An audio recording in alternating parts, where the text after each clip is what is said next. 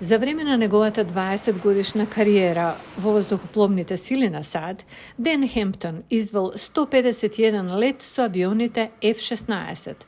Тој вели дека, иако Украина најверојатно ќе добие постар модел на борбените авиони F-16, сепак тоа би можело да ја промени играта на бојното поле за украинските воздухопловни сили.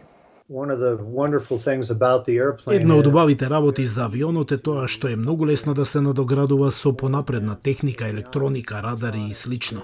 Авионите од руско производство немаат такво нешто. Ако со нив управуваат пилоти од Запад, тогаш тоа е уште поголема предност бидејќи ние не летаме како русите и не ги обучуваме луѓето на тој начин. Хемптон ги охрабруваше САД да испратат авиони F-16 во Украина уште од пролета 2022 година и беше фрустриран што на САД им требаше толку време да го одобрат испраќањето на F-16.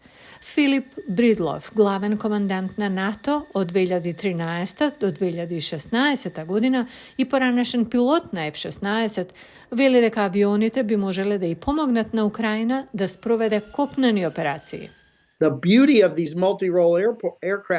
Убавината на овие повеќе наменски авиони е штом ќе утврдат воздушната супериорност над нашите трупи, така што нашите трупи може да вршат модерна маневарска војна, која бара воздушна супериорност на бојното поле, а потоа F-16 се претвора во исклучително способно оружје за поддршка.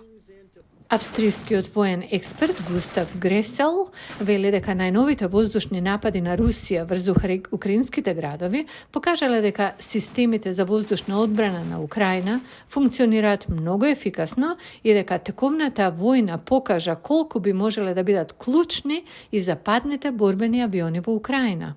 Проблемот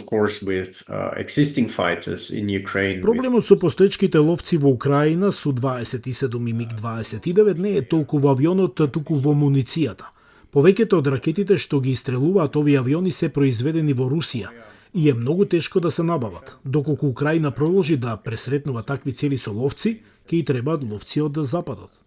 Хемптон вели дека за ефикасно да ги одбрани руските напади, на Украина ќе требаат околу 36 до 40 авиони F-16. Западните влади на Украина и ветија околу 60. Бидејќи авионите се покажани како сигурни, Украина нема да има потреба од голем број од нив. Доколку имате група од 40 авиони F-16, би можеле да имате 30 кои се подготвени за лет одма, а останатите може да бидат на одржување, надградби или нешто доколку не е во ред и треба се поправат.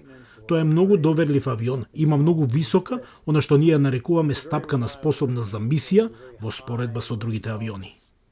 Според западните воени представници, украинските пилоти во моментов се обучуваат да управуваат со авионите во Данска и Англија, но не е јасно кога тие ќе бидат подготвени да управуваат со овие авиони. Исто така не е јасно кога авионите ќе бидат испорачани во Киев.